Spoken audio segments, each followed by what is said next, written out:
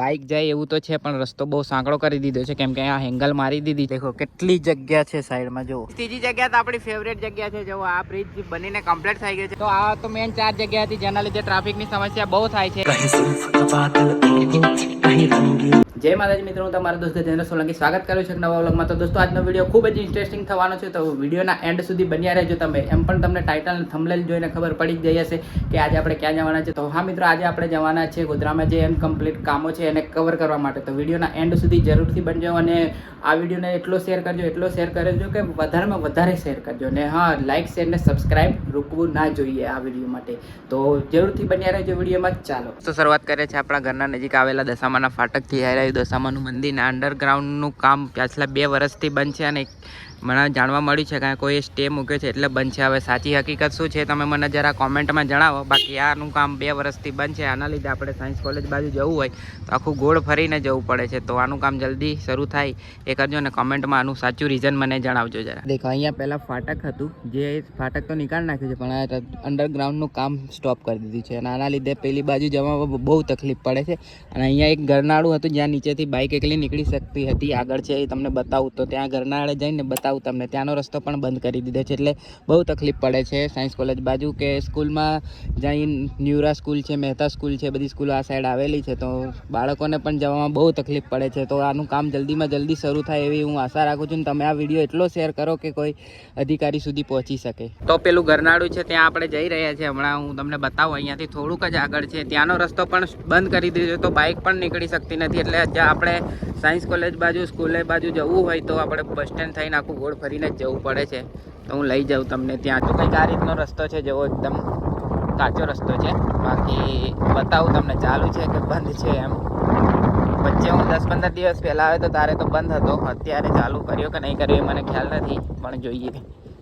Bike જાય એવું તો છે પણ રસ્તો બહુ સાંકડો કરી દીધો છે કેમ કે આ હેંગલ મારી દીધી છે એટલે એક ટાઈમમાં એક જ બાઇક નીકળી શકે એવું છે. બાકી ત્યાં જઈને બતાવું કે ચાલુ છે કે નહીં એમ. બાકી આ રસ્તો બહુ સાંકડો કરી દીધો છે તો એક ગાડી જ નીકળી શકે છે, બાઇક કાં તો સાયકલ. બસ 2 જ વસ્તુ નીકળી શકે. નાડું ચાલુ કરી દીધું છે પણ રસ્તો સાંકડો કરી દીધો છે. હું 10-15 દિવસ પહેલાં આવ્યો તો ત્યારે બંધ હતું પણ આ રસ્તો દેખો આટલી જ જગ્યામાં એક જ બાઇક જઈ શકે ને એક જ બાઇક આવી શકે એવું કંઈક છે. તો પેલું અંડરગ્રાઉન્ડનું કામ જલ્દી શરૂ થાય એવું હું આશા રાખું છું. તમે વિડીયોને શેર કરો તો લાગતા વળગતા અધિકારી સુધી પહોંચે અને જે પણ પ્રોબ્લેમ હોય એનું સોલ્યુશન થઈ જાય. ને આજે બહુ ઠંડો પવન હોય છે. આજે પાછી ઠંડી લાગે છે એટલે હવે ઠંડી પાછી આવે એવું લાગે છે. એમ પણ હોળી સુધી તો ઠંડી રહે જ છે. તો ચાલો હવે આપણે બીજી જગ્યાએ જઈએ. ટ્રેન આવી ગઈ. જો ટ્રેન અંડરગ્રાઉન્ડ નીચે ઉપરથી ટ્રેન. આપણે અહીંયાથી બાઇક એકલી નીકળી શકે છે ખાલી. આજો તો ચાલો આપણે જઈએ હવે આપણી બીજી જગ્યાએ. ટ્રેન આવી ગઈ એટલે ઊભો રહી ગયો તો હું.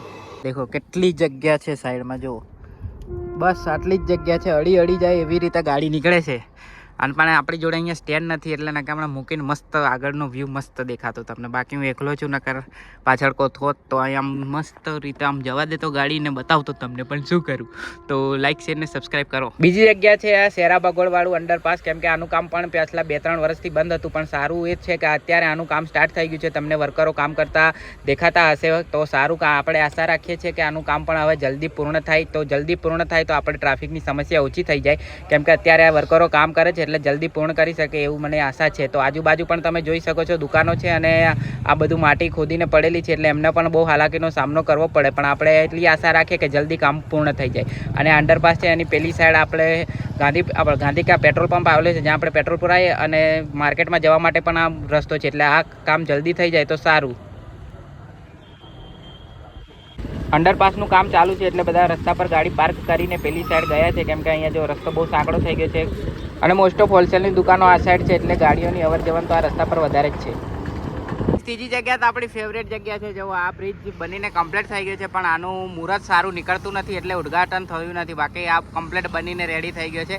આજે તો અહીંયાની સાફ સફાઈ કરી છે. લાગે થોડા દિવસમાં આનું ઉદ્ઘાટન થઈ જશે. અને આપણી ફેવરેટ જગ્યા કેમ છે કેમ કે આની ઉપર મેં બહુ બધી રીલો બનાવેલી છે.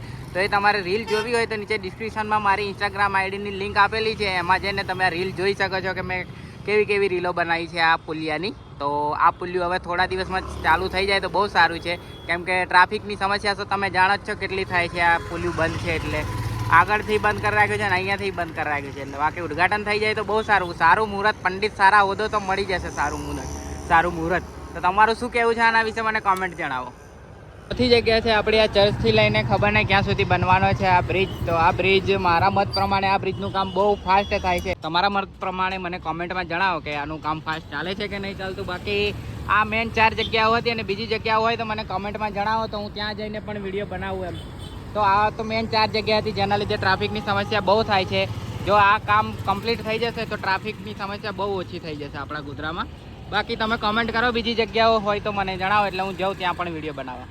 તો દોસ્તો મોસ્ટલી આ 4 જગ્યા હતી મેં તમને બતાવી જેના કારણે આપણા ગોધરામાં ટ્રાફિકની સમસ્યા બહુ થાય છે અને આ જો કામ જલ્દી પૂર્ણ થઈ જાય તો આપણા ગોધરામાં ટ્રાફિકની સમસ્યા ખૂબ ઓછી થઈ જશે.